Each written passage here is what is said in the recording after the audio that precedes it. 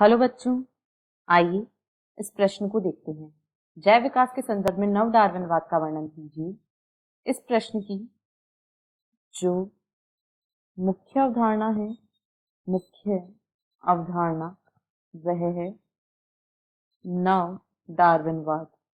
यहाँ पर हम देखेंगे कि नव डार्विनवाद जो है वह क्या है। तो सबसे पहले यदि हम डार्विनवाद की बात करें तो डार्विन ने प्राकृतिक वर्ण का अपना सिद्धांत दिया था, लेकिन इसकी आलोचना हुई क्योंकि यह विभिन्नताओं की उत्पत्ति के कारण को नहीं बता पाए थे और डार्विन की सतत विविधताएं इतनी सक्षम नहीं थी कि वे एक नई जाति का विकास कर सके।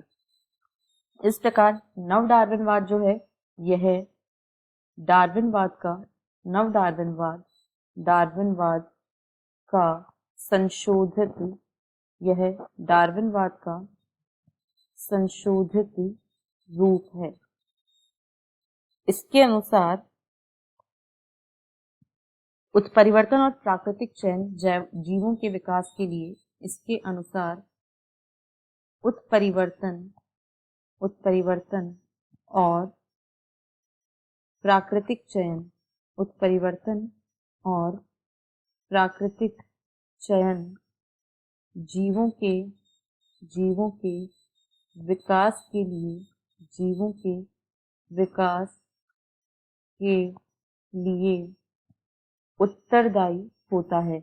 डार्विन ने विभिन्नताओं के स्रोत यानी उत्परिवर्तन के बारे में नहीं बताया था। उन्होंने सिर्फ यह बताया था कि जो जीव बेहतर अनुकूलित होते हैं, जिनमें बेहतर विभिन्नताएं होती हैं, उनको प्रकृति के द्वारा चयनित कर लिया जाता है, परंतु वे इन विभिन्नताओं के स्रोत के बारे में नहीं बता पाए थे। इस प्रकार नव डार्विनवाद में डार्विनवाद की कमियों को दूर करने का प्रयास किया गया। इनके अनुसार पर्यावरण की स्थिति के लिए उपयुक्त जीव यानी ऐसे जीव जिनमें अधिक उपयुक्त उत्परिवर्तन या उपयोगी उत्परिवर्तन होता है, ऐसे जीव जिनमें उपयोगी उत्परिवर्तन होता है, उनमें लाभदायक विभिन्नताएं उत्पन्न होती हैं और ये उपयोगी विभिन्नताएं इन्हें अपने पर्यावरण के लिए बेहतर अनुकूलित बनाती हैं और इस प्रकार के जो जीव होते हैं उन्हें प्रकृति द्वारा चयनित कर लिया जाता है, अर्थात इनका प्राकृतिक वर्ण हो जाता है।